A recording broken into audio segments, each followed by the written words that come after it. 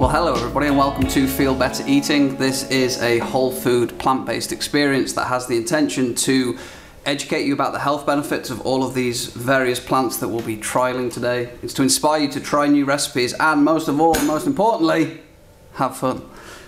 Unfortunately, my wife is not well today, so I'll be hosting by myself, which, if you like the British accent, I guess is going to give you some advantages. You don't have to listen to Chicago accent, but we're not saying that because she's not here. But I'm going to give it my best shot. I'm excited to be here, and today you can call me El Papi Lasagna because we are making a vegetable lasagna. It's an absolute banger of a recipe. It's tried, it's tested, we have it in our house pretty frequently, and what I love about lasagna is that you can make it on a Friday, or any really day, but usually for us a Friday, and then it feeds us Friday night and Saturday night, and it tastes better if you let it sit overnight. I don't know if you've ever made lasagna, but for me, all the flavours squash down, so you make it on Friday, it's like an investment in your future, and then Saturday night we usually cook a loaf of bread with it, and it's like, woof, it took 20 minutes, and it's a really tasty meal. So, let's get into it. We're going to start off, and what I've done for this show, I've actually already got one in the oven, so I can do a here's one I prepared earlier, moment later on. So what I'm going to do is show you how I made it, but just on a smaller scale, because I've used most of the ingredients in the big one that the live audience is going to trial. So you just have to imagine this at scale, but it's very, very easy. So firstly, we're going to start off with the replacement for the traditional meat filling of a lasagna, which is typically beef, onions and peppers. And what I've got in this bowl is lentils instead of beef. These are very high in protein, very satiating and very affordable. I've just diced up a white onion. You can use red onions too, that's a personal choice. And then it's got yellow bell pepper in here too. You can use red, green, they only had yellow at the store. But you can use any pepper that you want. As for seasoning for this, I've just gone for Italian seasoning. But really you can mix in whatever you want. If you like it spicy, you can add in crushed red pepper. If you like it smoky, you can add in paprika. There's cayenne, there's all different types. And what you might want to try, and I didn't do it for this recipe, but cacao powder or any sort of chocolate flavour, dark chocolate you can mix in here too. It makes the lasagna sweeter, but sweet and spicy depending on what you want. This is where you can pack in a lot of flavour. So I've gone for a pretty basic one for the filling, but a positive to this is you don't have to cook it in this form. It's going to cook in the oven with the rest of the lasagna. So in a traditional beef lasagna, you cook the beef ahead of time. It's another process. With this, you don't have to do it, which is great. So we're going to set that over here. And in this recipe today, we've got two different types of vegan cheeses, plant-based cheeses, essentially non-dairy cheeses. First one we're going to make is a cashew cheese topping, and this is going to go on the top of the lasagna after. And just because of the order of the blender, I've done this first, but you can do it second. It doesn't make too much of a difference. So we're going to start off with half a cup of soaked cashews. If you watched this show before, you'll have seen the soaked cashews many times, but the reason that we're doing that, if you look, you don't have a comparison. You can see how big they are, how thick they are. That's because overnight the cashews are going to soak up water. And it's also gonna, this water here, I know I put a little bit in it, but it is kind of not great to be eaten because it's got the phytic acid in that raw cashews have. So the soaking process gets rid of that, it expands the cashew and it makes it a lot creamier. So when you're making sauces, if you have soaked cashews, you'll notice a significant difference with how creamy it is. Next we're gonna add lemon juice. The recipe calls for a tablespoon, but I just like to squeeze in about, I don't know, anywhere, until my hand gets tired usually. That's a pretty good, that's the way I go for it. We're then going to add in 2 cloves of fresh garlic, which I haven't peeled, but I would recommend peeling them because the skin is a little bit chewy. It's not great in sauces, probably set on fire. But garlic is a superfood, we use it in most recipes. This young gentleman in the front says he likes raw garlic. Very, very good for you. And if you're ever getting sick or you feel a cold coming on, I would highly recommend eating raw garlic. And if you can have it in your day-to-day life, it's just got so many health benefits. It's a superfood in its own right. It's anti-parasitic, antimicrobial, helps with blood pressure, and it wards off all of the females that are coming after you. Which for a person of my stature you definitely need. You know, you gotta stay loyal out there. Next up we've got nutritional yeast. You gotta stay loyal, Kevin. Nutritional yeast, this is, as always, the most processed part of this entire dish. It's actually the most processed part of our kitchen. But it's actually kind of a strange procedure how they make this, but it's high in B vitamins, and what this is going to help with is the cheesy taste. Seemingly, someone figured out that if you grow mold on yeast, it tastes cheesy. I don't know who figured that out, but fair play to them. We're going to get that in there. And then what we're going to add, the recipe here that you have, it says tapioca starch. All this is a thickening agent. What we're actually going to use is, because what we've got is cornstarch. But this is going to be the sauce that goes on the top, so we want it to be a little bit thicker. And if you look in there right now, it's going to be quite thin. There is also a cup of water in there that I didn't mention, but there's a cup of water in there. So we're going to go for 4 of these, and you can change the thickness. It's obviously easier to add this after the fact rather than try to take it out. So we're just going to go for like this, bang this back on here, and then we're just going to add in a little bit of salt.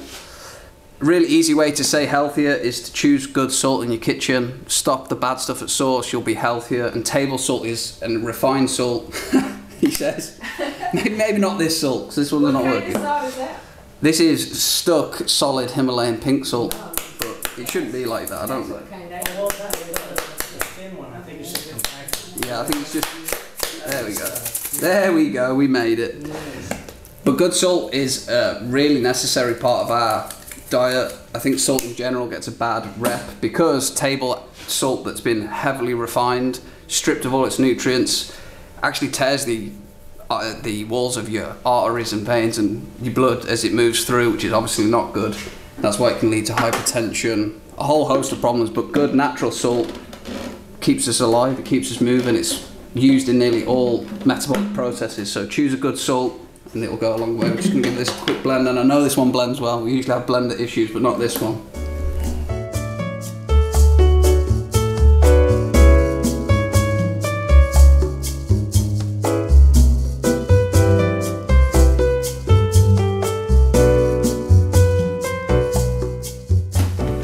And we're going to throw that all over myself, mainly. We're going to leave, I keep dropping this, it's terrible. It's not even a gag, that keeps happening naturally. And we're just going to put this in. This is the saucepan I used earlier, if you're wondering what's in there, to make the same cheese. But we're just going to pop that in there, and I'm going to show you what we're going to do with that in just a moment. But that's the cheese that's going to go on the top. The second cheese is the vegan ricotta cheese, and it's really good. It's really, really tasty. So I don't have the exact ratios because I used most of it in there, but I am going to show you how to make this. It's really, really easy. So the first ingredient is tofu. This is the super firm tofu, and this is just, you can see this, right? This is just soybeans, fermented curd. You've never seen tofu? No, never tried it. It's a really interesting process. If you ever want to watch an interesting process, of how they make food, how they make tofu is real cool. They have these giant machines and they just compact it down and then it strips off water. Used a lot in Asian culture as a replacement for protein, like meats. So I'm going to put that in there. Usually you use the whole pack, but we're just going to use that, and I'm going to adjust the ratios and try to show you how this works. It's going to use cashews again, the soaked cashews. We're going to use, if you're making a full version, this will be a third of a cup, full cup, but we're just going to try that, and I'll test the ratios to see how we get on. It's going to need more garlic. I should have peeled these ahead of time, shouldn't I, really? In fact, what we'll do here, because I can show you it, rather than you wait, I'll show you an alternative. We can use garlic powder. So it's a little bit easier, isn't it? We use garlic in there.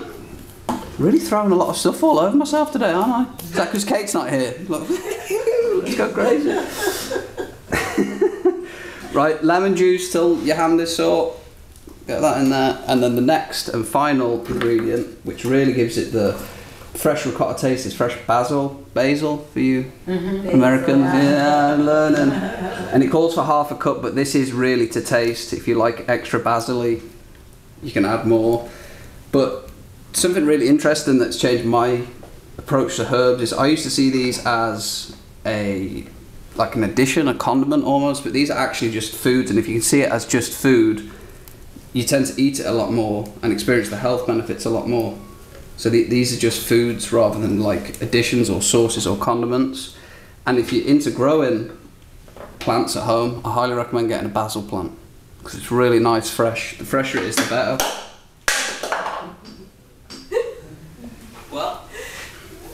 This is real. It's like a half a juggling show, isn't it? I've got the throwing part, but not the catching part. Right, let's see how this blends up at this ratio.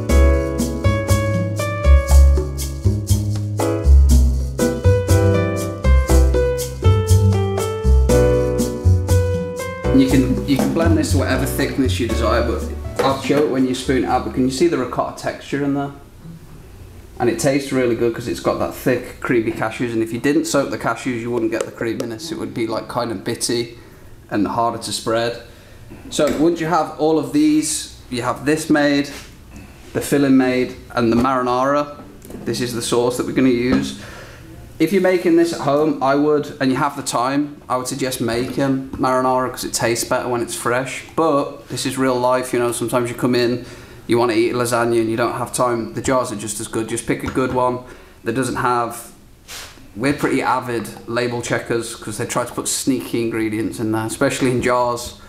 And you don't want the sneaky ingredients, they're never good for you. There's no sneaky ingredient that's like, oh, this has got health benefits. It's always a preservative and it's not preserving your health, you know. Yeah. So if you have the time, I like to make marinara sauces. I like mine sweet and spicy, but again, the great thing about a lot of the way, a lot of recipes we use is that you can adjust these to your own flavour and make your own versions. So once you have all of these, it's assembly time.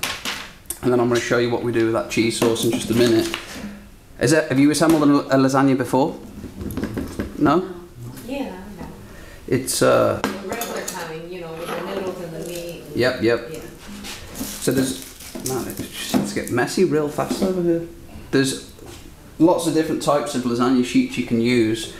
Today we're using these. This is the same brand that just do a lot of gluten-free lasagna. The reason that we're choosing gluten-free is because I don't do well with gluten, and if you ever have kind of unexplainable symptoms, especially if after you eat you feel sluggish or you don't feel super like inspired, it might be that you have a gluten intolerance. Lots of us do. So if you can switch over to gluten, I don't even remember what the gluten version tastes like, it's been so long. These are good and they're very affordable.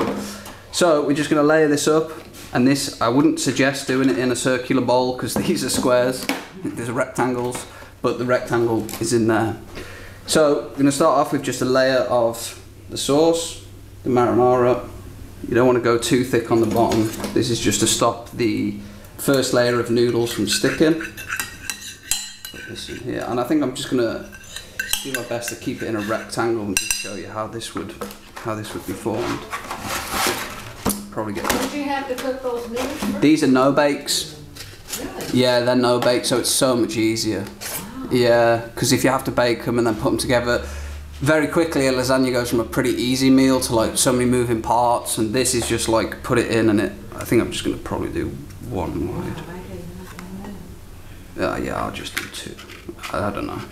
You see what I mean by the circle? I would highly recommend getting a rectangle if you have one. But I will bring a rectangle out and you'll be like, whoa. Next, we're going to layer it with the ricotta cheese, and if you can see the consistency, it spreads just like ricotta. And because it has the basil in there, basil, it's going to taste like it too. So I'm just going to try to proportion this out. Obviously, another great thing about lasagna is you can scale the recipe to serve as many people as you want. If you've got a party of like 24 people, you just either make a big sheet or you can make 2 lasagnas, different flavors, spice levels. It doesn't take too much extra work. And you're just going to layer this up like this, and when you're doing this in a rectangle sheet, you can obviously fill it, so you can fill all of the layers. Then we're going to put a layer of the lentil mix in here, and I really do like the idea of that. I probably could have done an experiment with this, with the cacao in, because I really like that dark chocolate flavour in this. But did you pre-cook the lentils? No, straight out the can. Really? Yep. Out of the can? Yeah, yeah. They're already cooked? Yeah, they're already cooked. So obviously, thank you for clarifying that. If you have the dry lentils, you will need to cook them. Pressure cooker is probably easiest, but the can is an easy way for this.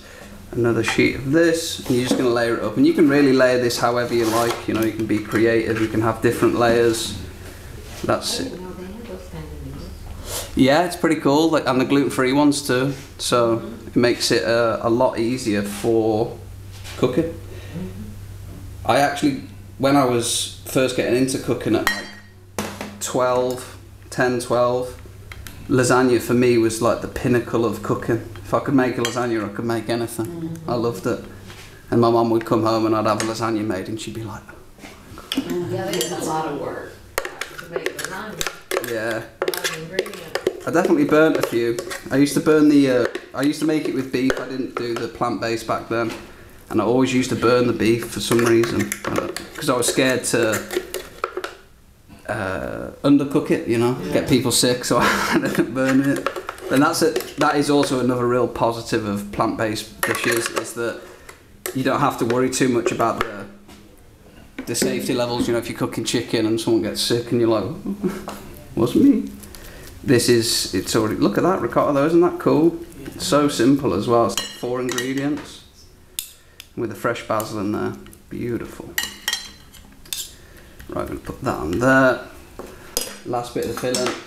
And obviously I'm just eyeballing the ratios, but it's actually turned out pretty good in terms of coverage. Right, put that on there. Beautiful. We're going to have plenty of lasagna to share, I tell you that. Yes sir. And then the final layer is we're going to put 2 more of this on here. And then we're going to finish this just with another little piece of the marinara. Spread that out. Dun, dun, dun, dun. Beautiful. And the marinara will help the lasagna cook a little bit quicker too. You can just put that straight in the oven to stop the top from burning. I would recommend putting some aluminium foil. Say that again? Aluminium. Aluminum, dude. It's a good one. I mean, how could that be so different? Isn't it funny? Right. So you can see how this is thickened up now. Oh, yeah. Oh. So all we're going to do with that, as soon as the lasagna has been in for, this small one won't be accurate, but for the big ones it's usually anywhere between 20 and 30 minutes. We're just going to take this and just put it on the top and then put it back in the oven. Right. This might be a little bit early, yeah, it's a little bit early, but I'll just show you it because we can just cook it through. Just because it'll be good. So I'm just going to put this on. This should fold real nice. Woo! Get that on there. Lovely job. Definitely gonna have lasagnas to take home. I hope you've all got containers. So, why would you choose cashews instead of something else? They're just thick. They're just thick and creamy. There's not many other. I mean, I guess you technically could use other nuts, but for this style of cheese sauce, cashews just work the best. I actually have not actually tried other nuts, but this is just what most of the people are using because, yeah, and they're very satiating as well, and they really adopt flavour well. You know, some nuts like pecans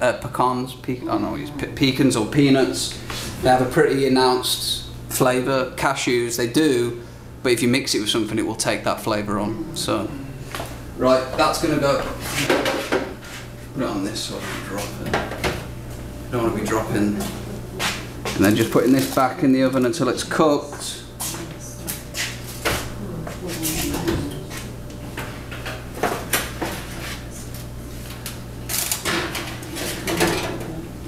Now.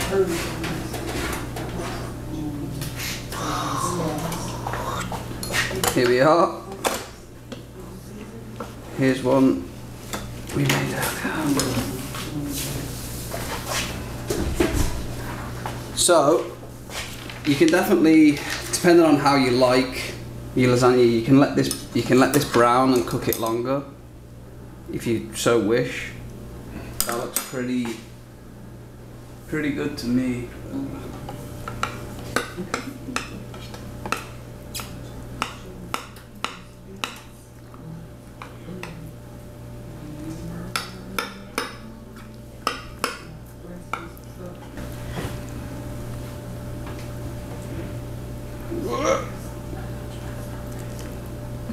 Lovely job.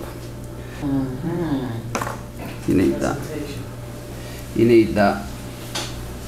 What do they say about how it looks and how it tastes? Not sure. You got that, Kevin? Beautiful.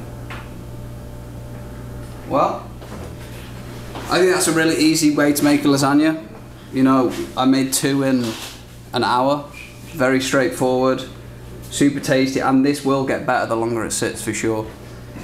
You can also put it back in, brown up the top, serve this out. Everybody's going to be happy, and I encourage you to try it. Thank you very much for watching. This has been Feel Better Eating. This recipe is available on our website, feelbetterliving.com, and we're going to share it with this live audience. So thank you very much. Much love. Peace. Thank you to all of our show sponsors and supporters who make this show possible. The Healthcare Foundation of LaPorte, Grace Learning Center, Citizens Concerned for the Homeless, and ALCO, Access LaPorte County. We appreciate all of your support.